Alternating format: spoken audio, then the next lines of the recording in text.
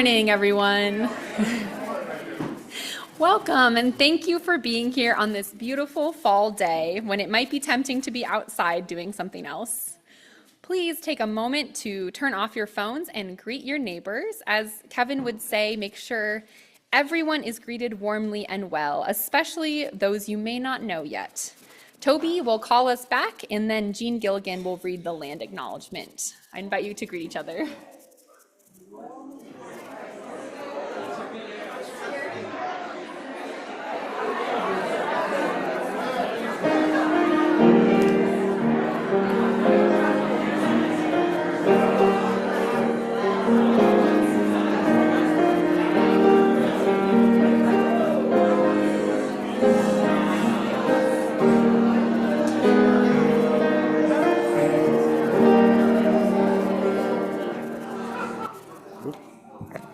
Good morning. With this basket of black oak acorns, we express our heartfelt desire that the Nisenan people may recover more and more of their rich cultural heritage. We commit to support them in these and other efforts in whatever ways we can under their guidance and at their request.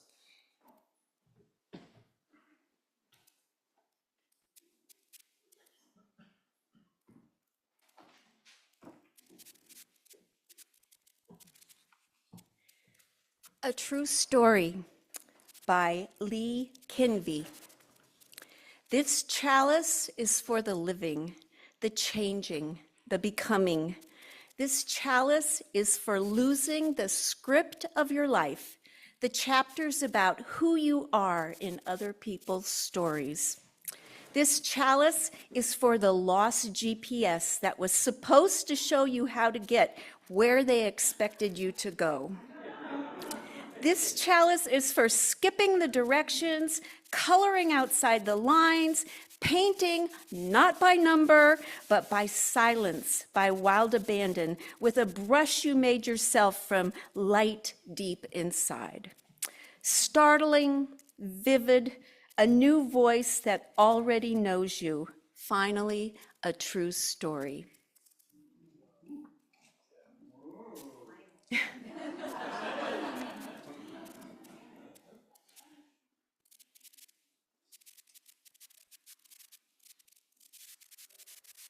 And now we will sing the children, I see one back there, on their way with this little lighter.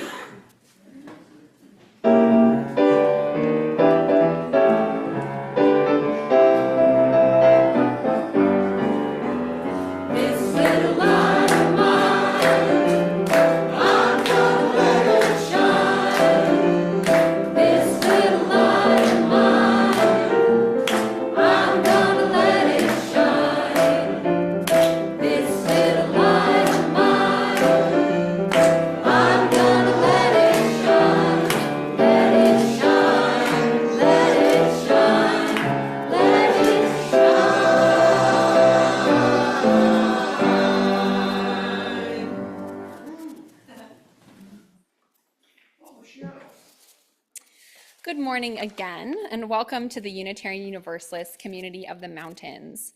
I'm Sophia McKeon. I'm filling in for Cheryl Morris, who is not able to be here today, but I know she's watching on Zoom, and I just want to thank her for all her work in putting the service together today. And this service is a special one. From time to time, Reverend Kevin offers an opportunity to work with him and a small group of fellow congregants to think deeply, write thoughtfully, and ultimately present something that at least resembles a sermon. It's informally called Sermon School, and Jenny Dewey is the first of the group to take the final step of presenting her work to the congregation. Yeah. I had the pleasure of being in class alongside Jenny, and what she shared always sparked something in me. Curiosity, laughter, wonder, usually all three and more. Her writing always led me to ask big questions about my own life, and I was always the better for hearing them. So I'm overjoyed that our congregation as a whole will be receiving the gift of Jenny's sharing today. Many of us know Jenny as a quiet, steady presence here at UUCM, and you may have received one of her whimsical birthday cards. Some of you also attend her writing and drawing classes, which, again, I think become more than just a class as time goes by. Jenny had a career as a writer and illustrator of children's books. She shared that she took Kevin's class because she wanted to learn to write in a different way without knowing the outcome. Now that takes courage. Jenny is no stranger to an adventurous life. I bet you didn't know that she spent several months in Antarctica. She won a competitive National Science Foundation grant for artists to draw and write about their experiences there and produced 2 books from the experience. Jenny has a deep love of nature and of Native American culture. Some of the slides you will see during her presentation are drawings from her books. You will learn more about Jenny in her own words during this service, beginning with her opening words about a special gift she received as a child. For now, I offer a warm welcome to all of you, especially to newcomers and maybe someone who's here for the first time. We try our best to be a community where everyone feels welcome and seen and valued. We care for and learn from each other, as we will this morning. Welcome.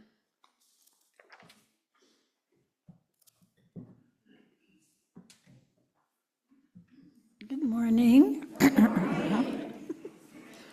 So this is Cricket. Cricket is a kachina from the Zuni Pueblo in Arizona. He was given to me when I was 7. A child of 7 is believed mature enough to hear traditional stories about spirits that inhabit the world. For a child, Cricket represents the spirit world. His name comes from the singing sound of crickets at night. He is comforting to a child afraid of the dark. In many cultures, crickets are known for bringing good luck. The gift of Cricket is the promise of good fortune. Cricket's tufts of feathers are gone, and his colors have faded. His significance to me will never fade. And Cricket is just the beginning.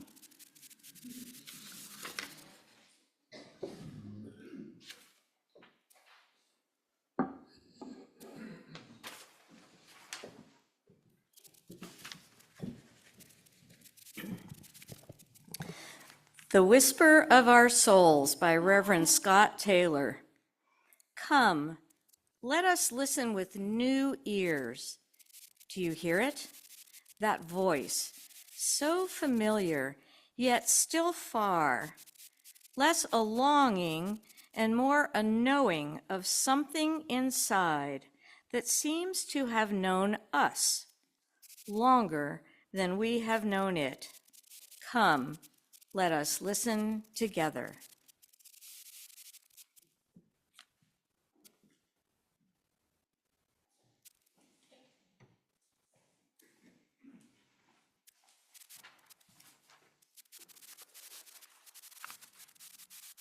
I have Cricket up here to keep me company. Thank you.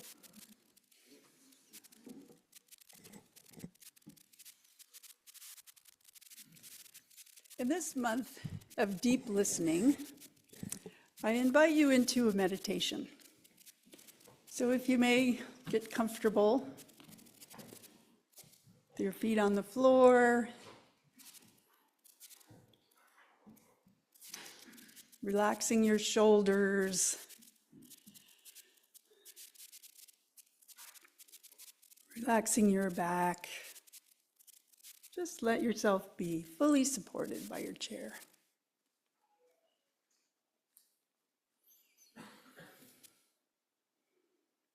I invite you to meditate on joy.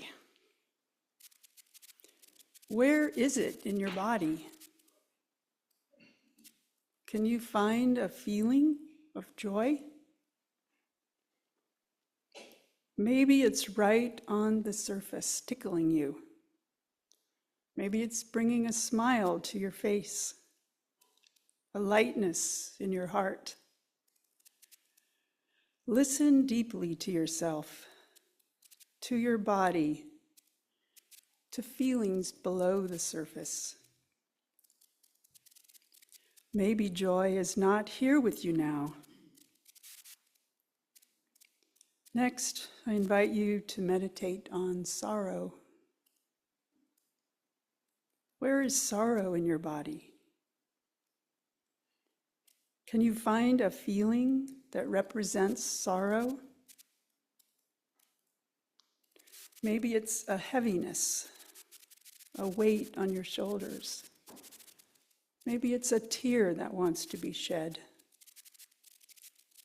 Listen deeply to yourself. Can joy and sorrow be present at the same time? Is one or the other speaking more loudly now? Or do both feelings have something to express, to bring to your attention?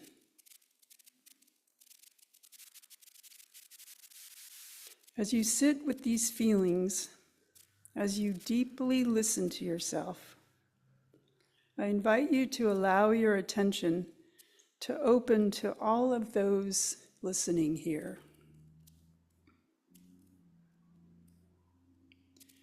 One of the reasons I am part of this community is knowing that my feelings can be shared with anyone here, and they will be met with care and empathy.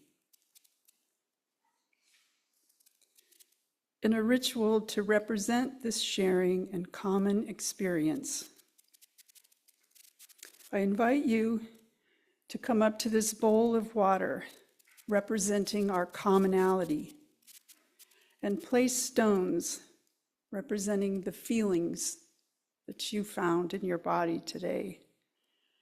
Whether they be feelings of joy or sorrow, they may be shared and felt with others, reminding us of the support we offer to one another.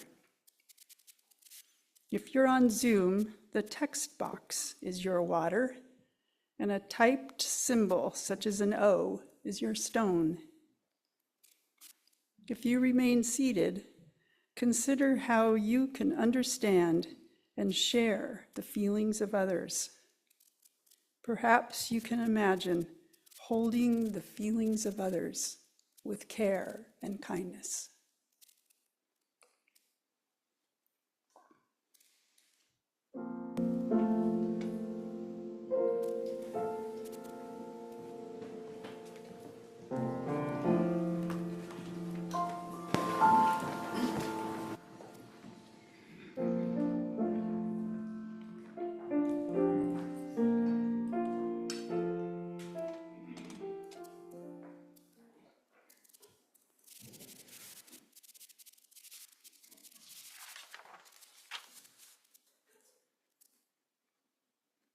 I place some final stones for those feelings that remain unheard.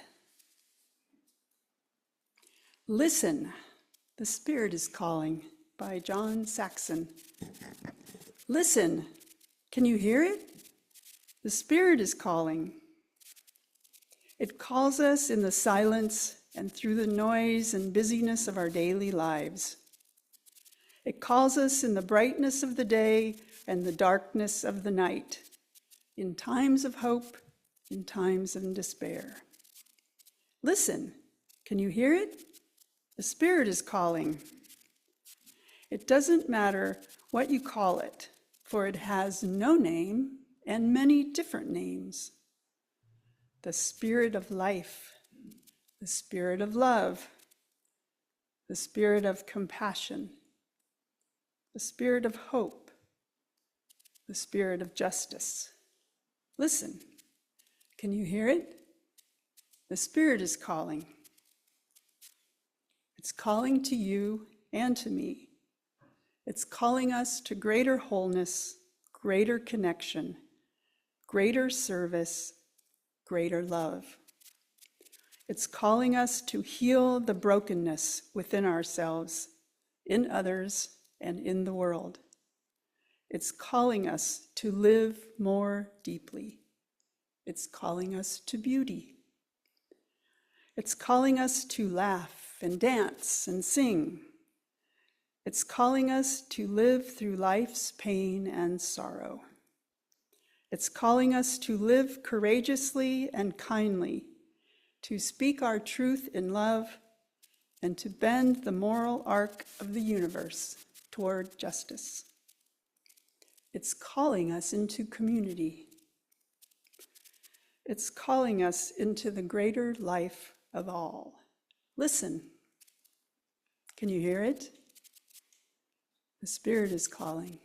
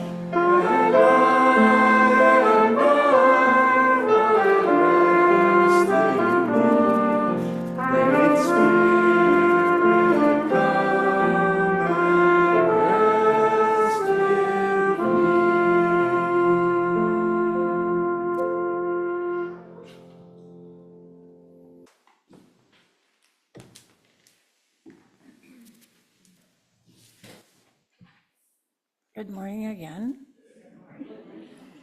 Before I start, I'd like to thank two people for being incredibly helpful in my pursuit of this sermon. Kevin was patient with me beyond belief. I started out writing ludicrous, ridiculous, sarcastic, funny pieces. They were a disaster. So, but he kept faith in me. In fact, he lengthened the sermon school, which I call it, in order to allow me the time I needed to pull it together. And the other person I want to thank is Cheryl Morris, who really designed this service around, I don't want to say me, but the subject of spirituality. And she's not feeling well. I wish she were here. I just want to give her credit for helping me so much. So what I'm going to do now is start. So what does the word spiritual mean? Have you ever wondered? Is it there in someone's eyes? Does it mean someone is compassionate and empathetic? Does it mean someone is, the dictionary offers synonyms: bodiless, intangible, unearthly. My favorite is ghostly. There are religious meanings: pious, devoted, saintly. For me, the word has often been boiled down to sound like something you buy off of a shelf. In defiant, see, this is my first time. I've heard people say, I came to Universal Unitarianism because I was looking for spirituality.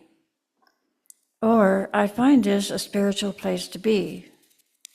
Hearing these words convinces me that people speaking are expressing what is true for them. But what about me? When I was little, my friends were Hispanic Catholics and Pueblo people. My Catholic girlfriends were confirmed, and they got to wear socks with white, they got to wear white dresses, and like bridal gowns, and white socks with fringes of lace. I asked my father to let me be a Catholic. He said no. In defiance of my father's objections, I hitched rides with my friends to the Catholic Church. Nobody caught me because I lay on the floor behind the front seats of their car. In church, people got on their knees, bowed their heads, and slipped their rosary beads between their fingers. The swaying of the censer in the priest's hand was hypnotic. The smoky smell of incense was like the ashes of burning leaves in autumn. My friends, their parents, brothers, and sisters had faith. They were spiritual.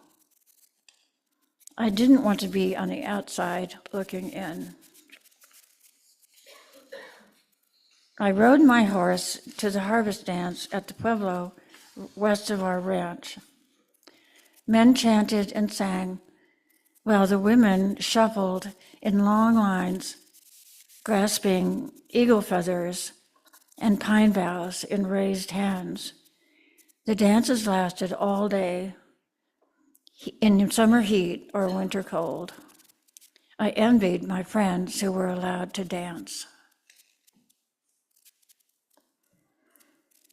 My father took me to see the Hopi snake dance.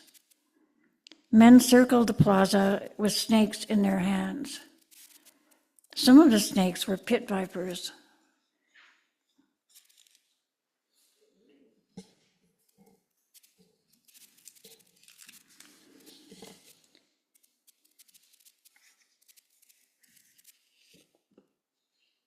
The dance ended, and the men gathered at the edge of the mesa and vomited. Some say this was how they purged themselves of venom. Others disagree, saying nobody really knows. For members of the snake clan, preparing for the dance and handling the snakes is secret and sacred. The Hopi believe the snakes bring rain. I watched the winter solstice dance, where women wear black robes belted at the waist and white deerskin moccasins. From old grandmothers with bent backs to the smallest toddler, the dancers danced. During the buffalo dance, men hold white sticks in their hands. They hunch their backs and use the sticks as the front legs of the buffalo. The women and children stand on rooftops and call in long, wavering, high-pitched voices. They call the buffalo home. I was 10 when my father took me to Shalako at Zuni. We stayed up all night to see the gods descend from the sky and touch the ground. The gods wear masks and shirts with tiny bells on the cuffs. Shalako is the one night of the year when the gods are visible.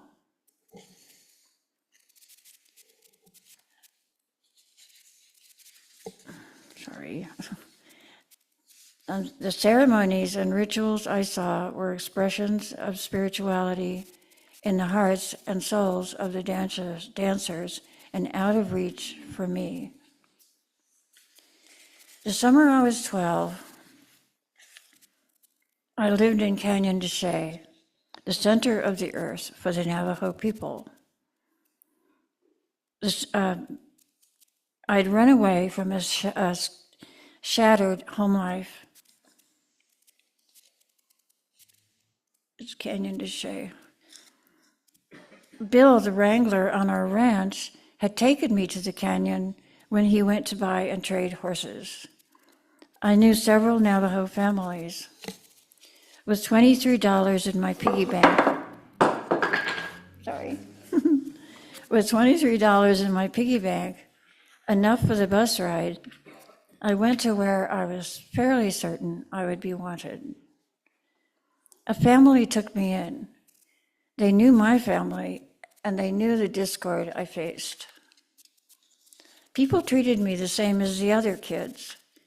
There were chores, carrying water to the peach trees, building cook fires, hoeing corn, and gathering sheep at the end of the day, washing the hands of the little ones after supper.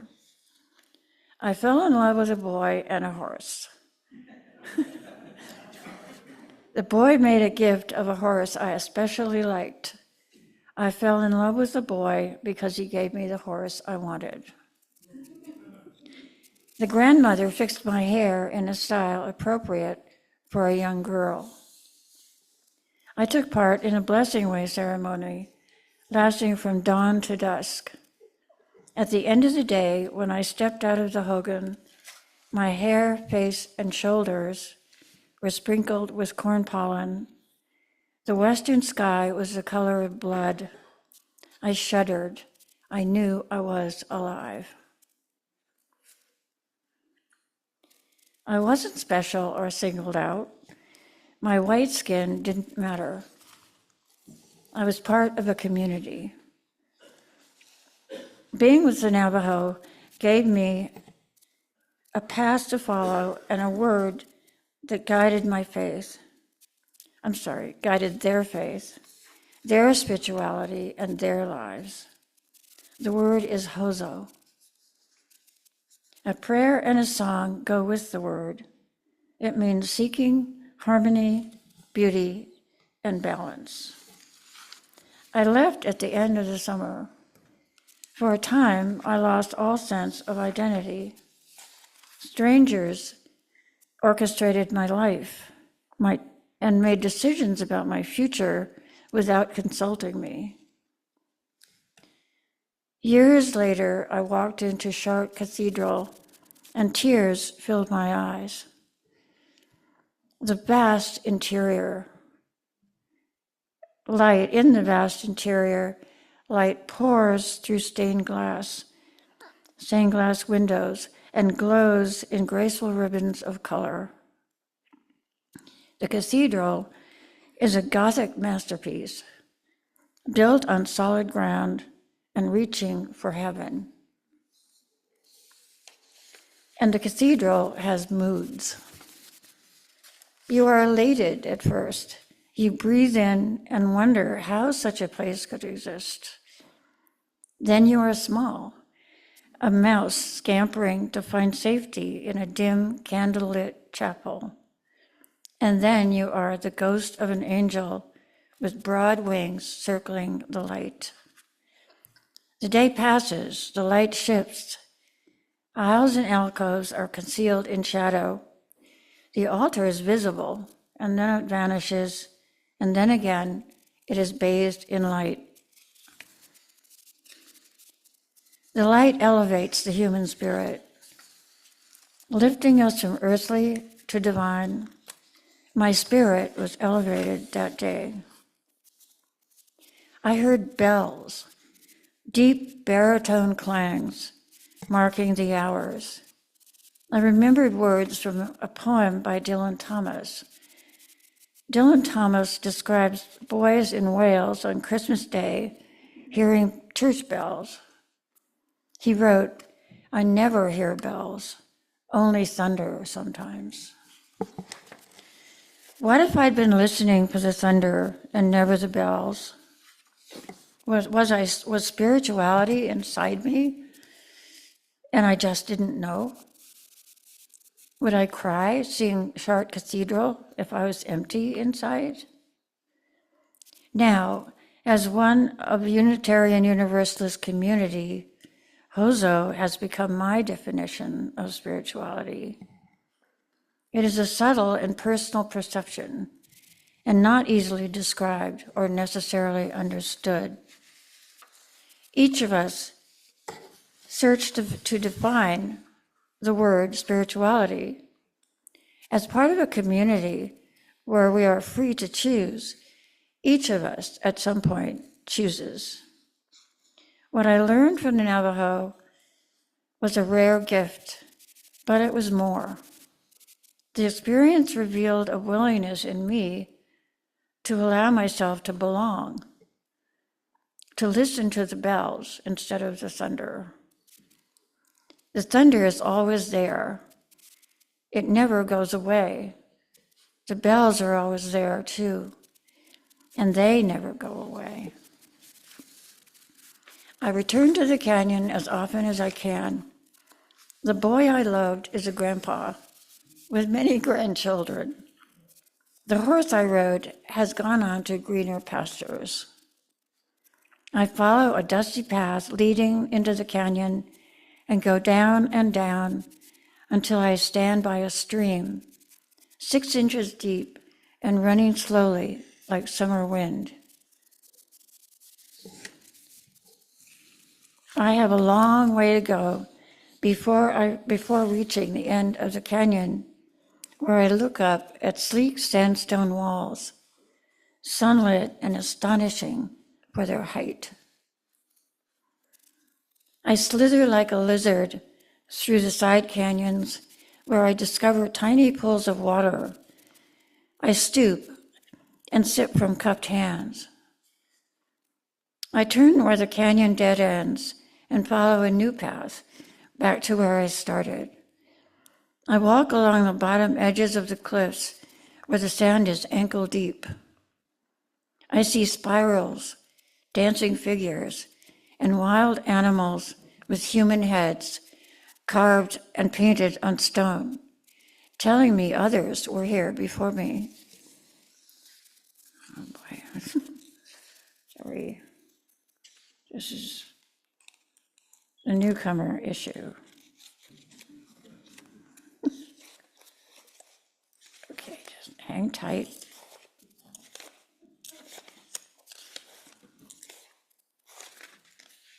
Where is my 17?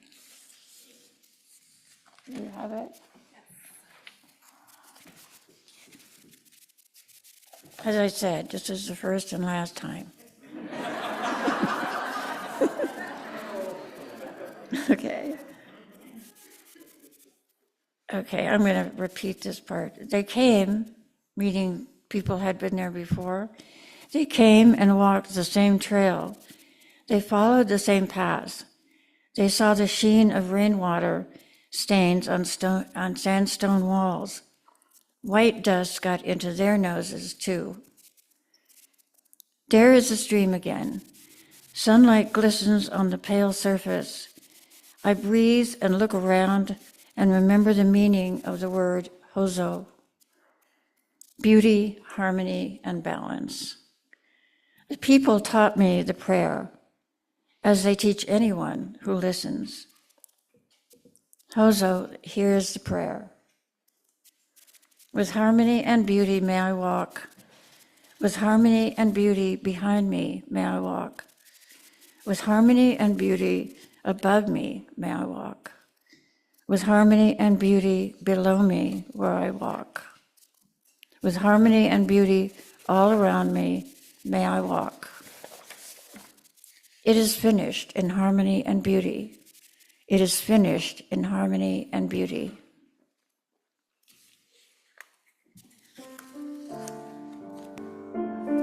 Thank you.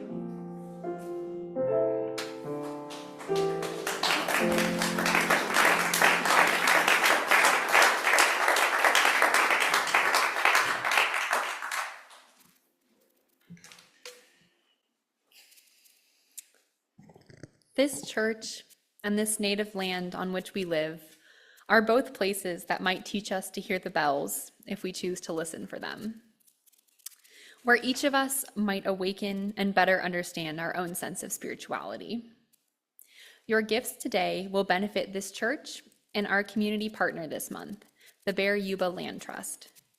Bear Yuba Land Trust exists to conserve and protect the natural, working, and cultural lands in the Bear and Yuba River watersheds and empower a healthy, resilient community through nature access and education. 50% of our offering will be shared with the Land Trust. As the baskets are passed, the slide will tell you additional ways to give. We also encourage you to visit their website. I invite the ushers to come forward and accept the offering.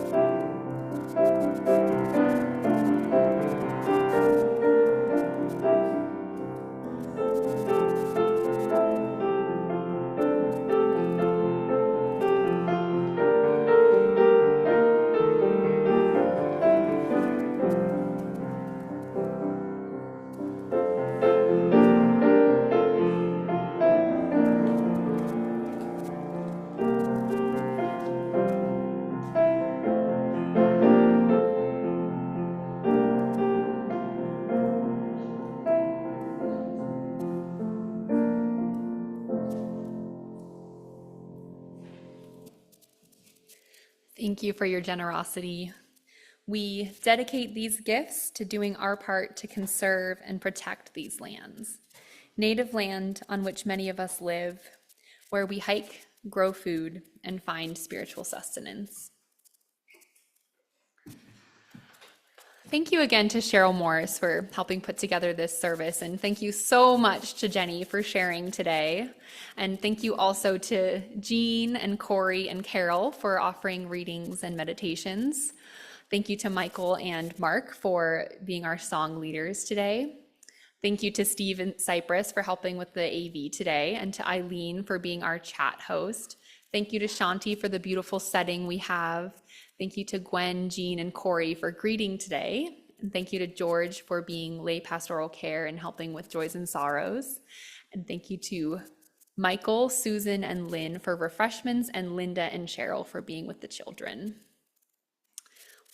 We have some things coming up this week. We've got our Beat and Jam Cafes, our Parkinson's support group, and spirituality sharing circle. You can find more details on our website. We have an upcoming benefit concert on Saturday, November 2nd. It's going to be member Randy McKeon and his twin brother performing, and you can see Janet and Keith after the service for tickets.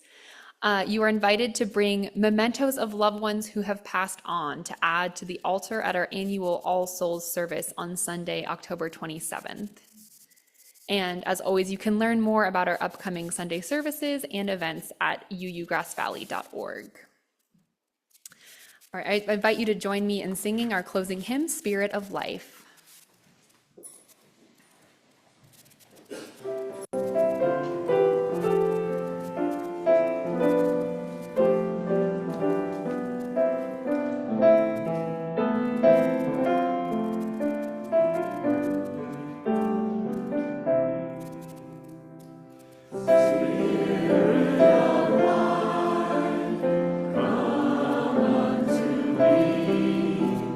Sing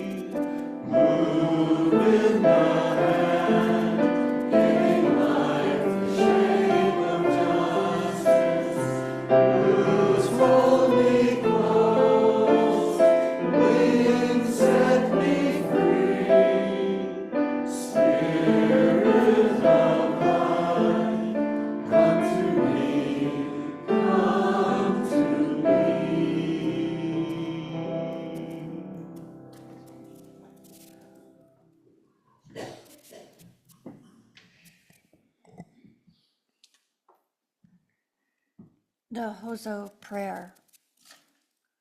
With harmony and beauty may I walk. With harmony and beauty behind me, may I walk. With harmony and beauty above me may I walk. With harmony and beauty below me, may I walk. With harmony and beauty all around me may I walk. It is finished in harmony and beauty. It is finished in harmony and beauty. As we extinguish our chalice, we know that we will carry the flame of peace and love until we meet again. For those of you here in the room, we hope you'll join us in the back for refreshments, and for those on Zoom and in the room, we hope to see you next Sunday for What is Remembered Lives. Thank you. Thanks.